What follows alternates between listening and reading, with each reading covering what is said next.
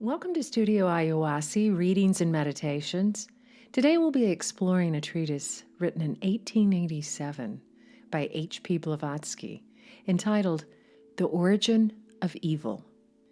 The problem of the origin of evil can be philosophically approached only if the archaic Indian formula is taken as the basis of the argument. Ancient wisdom alone solves the presence of the universal fiend in a satisfactory way. It attributes the birth of cosmos and the evolution of life to the breaking asunder of primordial, manifested unity into plurality, or the great illusion of form. Homogeneity having transformed itself into heterogeneity, contrasts have naturally been created. Hence sprang what we call evil, which thenceforward reigns supreme in this vale of tears. Materialistic Western philosophy, so misnamed, has not failed to profit by this grand metaphysical tenet. Even physical science, with chemistry at its head, has turned its attention of late to the first proposition and directs its efforts toward proving on irrefutable data the homogeneity of primordial matter. But now steps in materialistic pessimism, a teaching which is neither philosophy nor science, but only a deluge of meaningless words. Pessimism, in its latest development, having ceased to be pantheistic and having wedded itself to materialism, prepares to make capital out of the old Indian formula. But the atheistic pessimist soars no higher than the terrestrial homogeneous plasm of the Darwinist. For him, the ultima thule is earth and matter, and he sees, beyond the prima materia, only an ugly void, an empty nothingness. Some of the pessimists attempt to poetize their idea after the manner of the whited sepulchres or the Mexican corpses whose ghastly cheeks and lips are thickly covered with rouge. The decay of matter pierces through the mask of seeming life, all efforts to the contrary notwithstanding. Materialism patronizes Indian metaphors and imagery now. In a new work upon the subject by Dr. Mainlander, Pessimism and Progress, one learns that the Indian pantheism and German pessimism are identical, and that is the breaking up of homogeneous matter into heterogeneous material, the transition from uniformity to multiformity, which resulted in so unhappy a universe, saith pessimism. This transition is precisely the original mistake, the primordial sin, which the whole creation has now to expiate by heavy suffering. It is just that sin which, having launched into existence all that lives, plunged it thereby into the abysmal depths of evil and misery, to escape from which there is but one means possible, i.e., by putting an end to being itself. This interpretation of the Eastern formula, attributing to it the first idea of escaping the misery of life by putting an end to being, whether that being is viewed as applicable to the whole cosmos or only to individual life, is a gross misconception. The Eastern pantheist, whose philosophy teaches him to discriminate between being, or es, and conditioned existence, would hardly indulge in so absurd an idea as the postulation of such an alternative. He knows he can put an end to form alone, not to being, and that only this plane of terrestrial illusion. True, he knows that by killing out in himself tanha, the unsatisfied desire for existence or the will to live, he will thus gradually escape the curse of rebirth and conditioned existence. But he knows also that he cannot kill or put an end even to his own little life except as a personality, which after all is but a change of dress. And believing but in one reality, which is eternal beingness, the causeless cause, for which he has exiled himself unto a world of forms, he regards the temporary and progressing manifestations of it in the state of Maya, change or illusion, as the greatest evil, truly, but at the same time as a process in nature, as unavoidable as are the pangs of birth. It is the only means by which he can pass from limited and condition lives of sorrow into eternal life, or into that absolute beingness, which is so graphically expressed in the Sanskrit word sat. The pessimisms of the Hindu or Buddhist pantheists is metaphysical, abstruse, and philosophical. The idea that matter and its protean manifestations are the source and origin of universal evil and sorrow is a very old one, though Gautama Buddha was the first to give to it its definite expression. But the great Indian reformer assuredly never meant to make of it a handle for the modern pessimist to get hold of, or a peg for the materialist to hang his distorted and pernicious tenets upon. The sage and philosopher who sacrificed himself for humanity by living for it in order to save it, by teaching men to see in the sensuous existence of matter misery alone, had never, in his deep philosophical mind, any idea of offering a premium for suicide. His efforts were to release mankind from too strong an attachment to life, which is the chief cause of selfishness, hence the creator of mutual pain and suffering. In his personal case, Buddha left us an example of fortitude to follow, in living, not in running away from life. His doctrine shows evil immanent, not in matter which is eternal, but in the illusions created by it, through the changes and transformations of matter generating life. Because these changes are conditioned, and such life is ephemeral. At the same time, those evils are shown to be not only unavoidable but necessary. For if we discern good from evil, light from darkness, and appreciate the former, we can do so only through the contrast between the two. While Buddhist philosophy points, in its dead-letter meaning, only to the dark side of things on this elusive plane, its esotericism, the hidden soul of it, draws the veil aside and reveals to the Arhat all the glories of life eternal and all the homogeneousness of consciousness and being.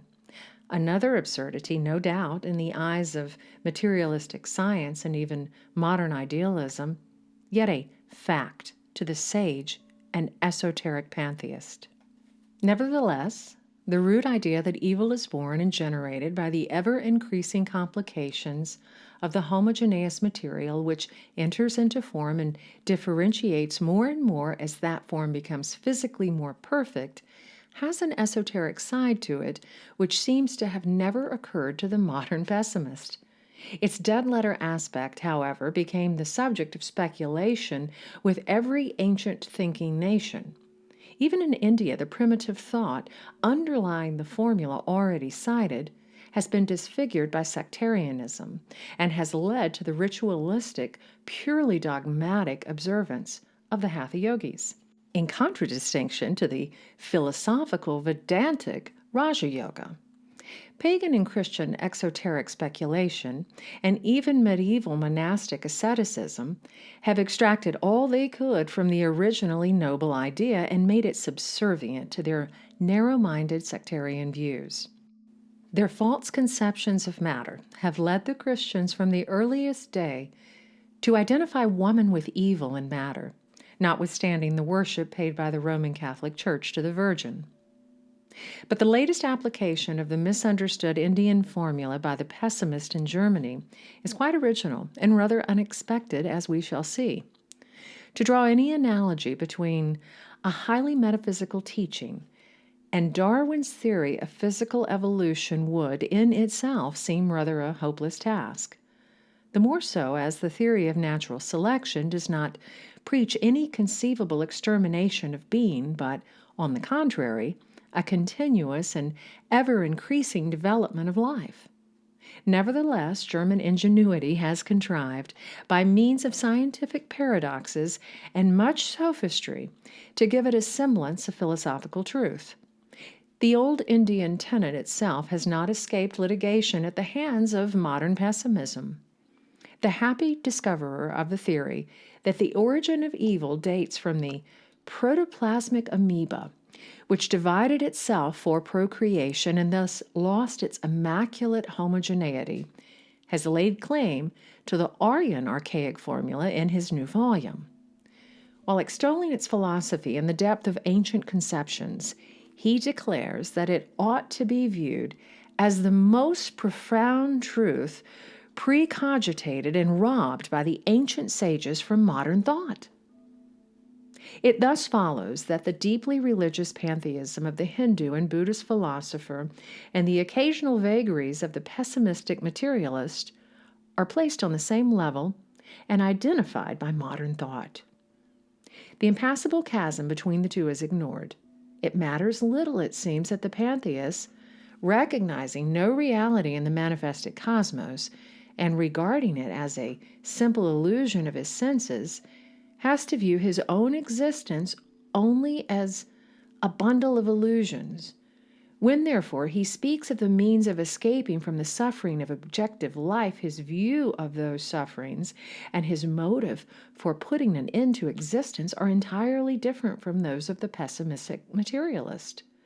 For him, pain as well as sorrow are illusions due to attachment to this life and ignorance. Therefore, he strives after eternal, changeless life and absolute consciousness in the state of nirvana, whereas the European pessimist, taking the evils of life as realities, aspires, when he has the time to aspire after anything except those said mundane realities, to annihilation of being, as he expresses it. For the philosopher there is but one real life, nirvanic bliss, which is a state differing in kind, not in degree only, from that of any of the planes of consciousness in the manifested universe. The pessimist calls nirvana superstition and explains it as cessation of life. Life for him, beginning and ending on earth.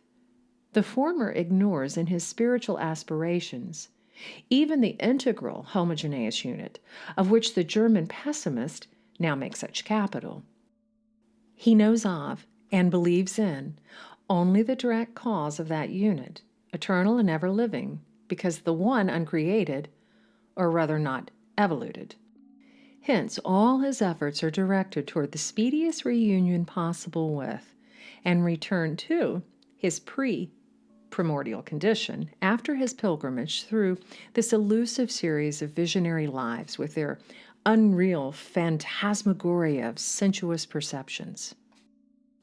Such pantheism can be qualified as pessimistic only by a believer in a personal providence, by one who contrasts its negation of the reality of anything created, an example conditioned and limited, with his own blind and unphilosophical faith. The Oriental mind does not busy itself with extracting evil from every radical law and manifestation of life and multiplying every phenomenal quantity by its units of very often imaginary evils. The Eastern pantheist simply submits to the inevitable and tries to blot out from his path in life as many descents into rebirth as he can by avoiding the creation of new karmic causes. The Buddhist philosopher knows that the duration of the series of lives of every human being, unless he reaches nirvana artificially, takes the kingdom of God by violence, in Kabbalistic parlance, is given, allegorically, in the 49 days passed by the Gautama the Buddha under the Bo tree. And the Hindu sage is aware, in his turn, that he has to light the first and extinguish the 49th fire before he reaches his final deliverance. Knowing this, both sage and philosopher wait patiently for the natural hour of deliverance, whereas their unlucky copyist, the European pessimist, is ever ready to commit, as to preach, suicide. Ignorant of the numberless heads of the hydra of existences, he is incapable of feeling the same philosophical scorn for life as he does for death, and of, thereby, following the wise example given him by his Oriental brother. Thus, philosophical pantheism is very different from modern pessimism. The first is based upon the correct understanding of the mysteries of being. The latter is in reality only one more system of evil added by unhealthy fancy to the already large sum of real social evils. In sober truth, it is no philosophy, but simply a systemic slander of life and being, the bilious utterances of a dyspeptic or an incurable hypochondriac. No parallel can ever be attempted between the two systems of thought. The seeds of evil and sorrow were indeed the earliest result and consequence of the heterogeneity of the manifested universe. Still, they are but an illusion produced by the law of contrast, which, as described, is a fundamental law in nature. Neither good nor evil would exist were it not for the light they mutually throw on each other. Being, under whatever form, having been observed from the world's creation to offer these contrasts, and evil predominating in the universe owing to egoship or selfishness, the rich Oriental metaphor has pointed to existence as expiating the mistake of nature, and the human soul, psyche, was henceforth regarded as the scapegoat and victim of unconscious oversoul. But it is not to pessimism, but to wisdom that it gave birth. Ignorance alone is the willing martyr, but knowledge is the master of natural pessimism. Gradually, and by the process of heredity or atavism, the latter became innate in man. It is always present in us, howsoever latent and silent its voice in the beginning. Amid the early joys of existence, when we are still full of the vital energies of youth, we are yet apt, each of us, at the first pang of sorrow after a failure or at the sudden appearance of a black cloud, to accuse life of it, to feel life a burden, and often to curse our being. This shows pessimism in our blood, but at the same time the presence of the fruits of ignorance. As mankind multiplies, and with it suffering, which is the natural result of an increasing number of units that generate it, sorrow and pain are intensified. We live in an atmosphere of gloom and despair, but this is because our eyes are downcast and riveted to the earth, with all its physical and grossly material manifestations. If instead of that, man, proceeding on his life journey, looked not heavenward, which is but a figure of speech, but within himself, and centered his point of observation on the inner man, he would soon escape from the coils of the great serpent of illusion. From the cradle to the grave, his life would then become supportable and worth living, even in its worst phases. Pessimism, that chronic suspicion of lurking evil everywhere, is thus of a twofold nature and brings fruits of two kinds. It is a natural characteristic in physical man and becomes a curse only to the ignorant.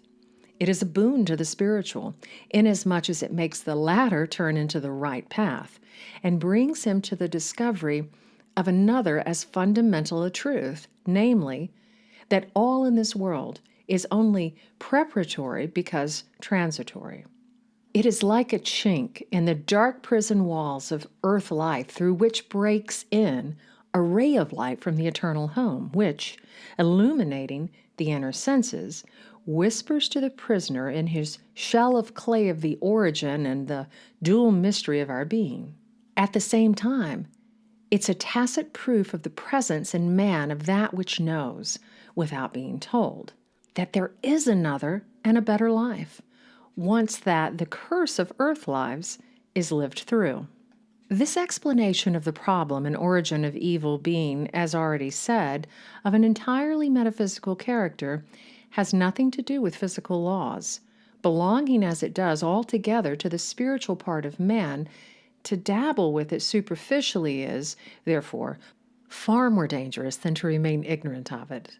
For, as it lies at the very root of Gautama Buddha's ethics, and since it has now fallen into the hands of the modern Philistines of materialism, to confuse the two systems of pessimistic thought can lead but to mental suicide if it does not lead to worse.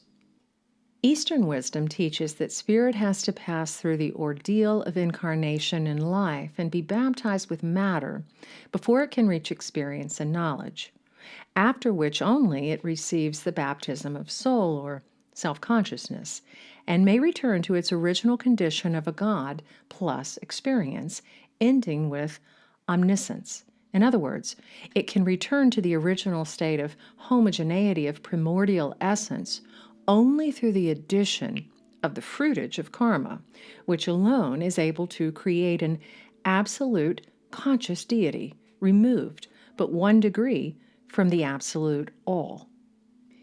Even according to the letter of the Bible, evil must have existed before Adam and Eve, who therefore are innocent of the slander of the original sin.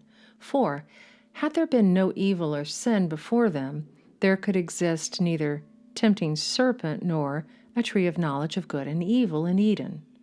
The characteristics of that apple tree are shown in the verse when the couple had tasted of its fruit. The eyes of them both were opened, and they knew. Many things besides knowing they were naked. Too much knowledge and about things of matter is thus rightly shown an evil. But so it is, and it is our duty to examine and combat the new pernicious theory.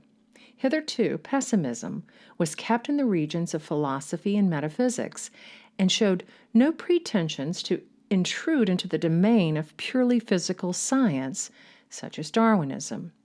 The theory of evolution has become almost universal now, and there's no school, save the Sunday and missionary schools, where it is not taught, with more or less modifications from the original program. On the other hand, there is no other teaching more abused and taken advantage of than evolution, especially by the application of its fundamental laws to the solution of the most compound and abstract problems of man's many-sided existence. There, where psychology and even philosophy fear to tread, materialistic biology applies its sledgehammer of superficial analogies and prejudged conclusions.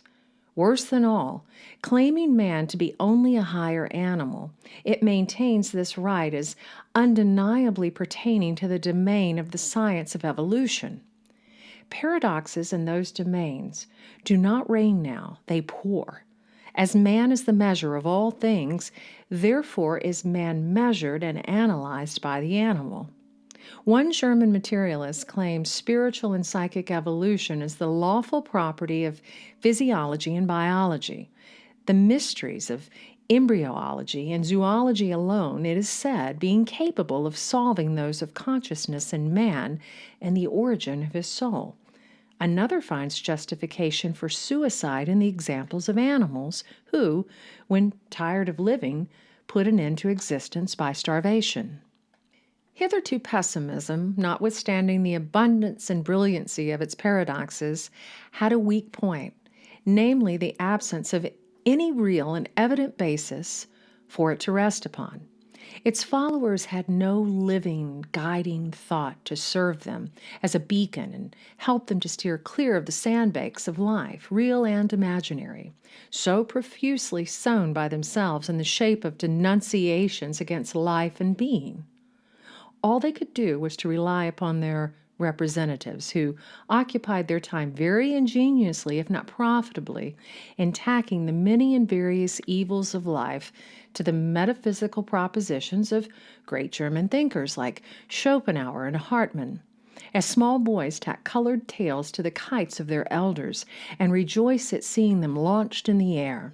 But now the program will be changed. The pessimists have found something more solid and authoritative, if less philosophical, to tack their Jeremiads and dirges to than the metaphysical kites of Schopenhauer. The day when they agreed with the views of this philosopher, which pointed at the universal will as the perpetrator of all the world evil, is gone to return no more. Nor will they be any better satisfied with the hazy unconscious of von Hartmann. They've been seeking diligently for a more congenial and less metaphysical soil to build their pessimistic philosophy upon, and they've been rewarded with success, now that the cause of universal suffering has been discovered by them in the fundamental laws of physical development. Evil will no longer be allied with the misty and uncertain phantom called will, but with an actual and obvious fact. The pessimist will henceforth be tout by the evolutionists. The basic argument of their representative has been given in the opening sentence of this article. The universe and all on it appeared in consequence of the breaking asunder of unity into plurality. This rather dim rendering of the Indian formula is not made to refer, as I have shown, in the mind of the pessimist, to the one unity, to the Vedantan abstraction, Parabrahm. Otherwise, I should not certainly have used the words breaking up. Nor does it concern itself much with Mula Prakriti or the veil of Parabrahm, nor even with the first manifested primordial matter, except inferentially, as follows from Dr. Mainlander's exposition, but chiefly with terrestrial protoplasm.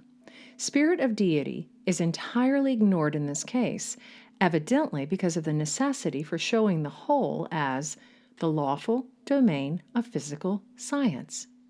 In short, the time-honored formula is claimed to have its basis and to find its justification in the theory that from a few, perhaps one single form of the very simplest nature, Darwin, all the different animals and plants living today and all the organisms that have ever lived on the earth have gradually developed. It is this axiom of science, we are told, which justifies and demonstrates the Hindu philosophical tenet. What is this axiom? Why, it is this. Science teaches that the series of transformations through which the seed is made to pass, the seed that grows into a tree or becomes an ovum, or that which develops into an animal, consist in every case in nothing but the passage of the fabric of that seed from the homogeneous into the heterogeneous or compound form. This is then the scientific verity which checks the Indian formula by that of the evolutionist, identifies both, and thus exalts ancient wisdom by recognizing it worthy of modern materialistic thought. This philosophical formula is not simply corroborated by the individual growth and development of isolated species, explains our pessimist, but it's demonstrated in general as in detail. It is shown justified in the evolution and growth of the universe as well as in that of our planet. In short, the birth, growth, and development of the whole organic world in its integral totality are there to demonstrate ancient wisdom. From the universals down to the particulars, the organic world is discovered to be subject to the same law of ever-increasing elaboration, of the transition from unity to plurality as the fundamental formula of the evolution of life. Even the growth of nations, of social life, public institutions, the development of the languages, arts, and sciences, all this follows inevitably and fatally the all-embracing law of the breaking asunder of unity into plurality, and the passage of the homogeneous into multiformity. But while following Indian wisdom, our author exaggerates this fundamental law in his own way and distorts it. He brings this law to bear even on the historical destinies of mankind. He makes these destinies subservient to and a proof of the correctness of the Indian conception. He maintains that humanity as an integral whole, in proportion as it develops and progresses in its evolution and separates in its parts, each becoming a distinct and independent branch of the unit, drifts more and more away from its original, healthy, harmonious unity. The complications of social establishment, social relations, as those of individuality, all lead to the weakening of the vital power, the relaxation of the energy of feeling, and to the destruction of that integral unity without which no inner harmony is possible. The absence of that harmony generates an inner discord which becomes the cause of the great mental misery. Evil has its roots in the very nature of the evolution of life and its complications. Every one of its steps forward is at the same time a step taken toward the dissolution of its energy and leads to passive apathy. Such is the inevitable result, he says, of every progressive complication of life, because evolution or development is a transition from the homogeneous to the heterogeneous, a scattering of the whole into the many, etc., etc. This terrible law is universal and applies to all creation, from the infinitesimally small up to man, for as he says, it is a fundamental law of nature. Now, it is just in this one-sided view of physical nature, which the German author accepts without one single thought as to its spiritual and psychic aspect, that his school is doomed to certain failure. It is not a question whether the said law of differentiation and its fatal consequences may or may not apply in certain cases to the growth and development of the animal species and even of man, but simply, since it is the basis and main support of the whole new theory of the pessimistic school, whether it is really a universal and fundamental law. We want to know whether this basic formula of evolution embraces the whole process of development and growth in its entirety, and whether, indeed, it is within the domain of physical science or not. If it is nothing else than the transition from the homogeneous state to the heterogeneous, as says Mainlander, then it remains to be proved that the given process produces that complicated combination of tissues and organs which form and completes the perfect animal and plant. As remarked already by some critics on pessimism and progress, the German pessimist does not doubt it for one moment. His supposed discovery and teaching rest wholly on his certitude that development and the fundamental law of the complicated process of organization represents but one thing, the transformation of unity into plurality. Hence the identification of the process with dissolution and decay, and the weakening of all the forces and energies.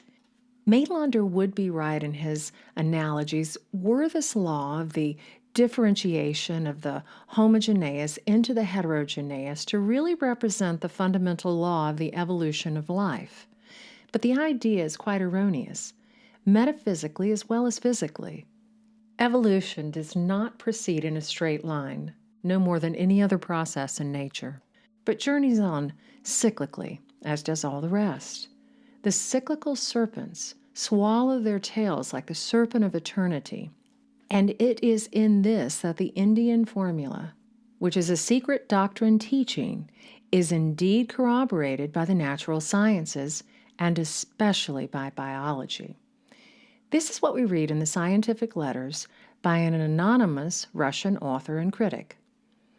In the evolution of isolated individuals, in the evolution of the organic world, in that of the universe, as in the growth and development of our planet, in short, wherever any of the processes of the progressive complexity take place, there we find, apart from the transition from unity to plurality and homogeneity to heterogeneity, a converse transformation, the transition from plurality to unity, from the heterogeneous to the homogeneous. Minute observation of the given process of the progressive complexity has shown that what takes place in it is not alone the separation of parts, but also their mutual absorption. While one portion of the cells merge into each other and unite into one uniform whole, forming muscular fibers, muscular tissue, others are absorbed in the bone and nerve tissues, etc., etc. The same takes place in the formation of plants. In this case, material nature repeats the law that acts in the evolution of the psychic and the spiritual. Both descend but to reascend and merge at the starting point. The homogeneous formative mass or element differentiated in its parts is gradually transformed into the heterogeneous, then merging these parts into a harmonious whole. It recommences, a converse process or reinvolution, and returns as gradually into its primitive or primordial state.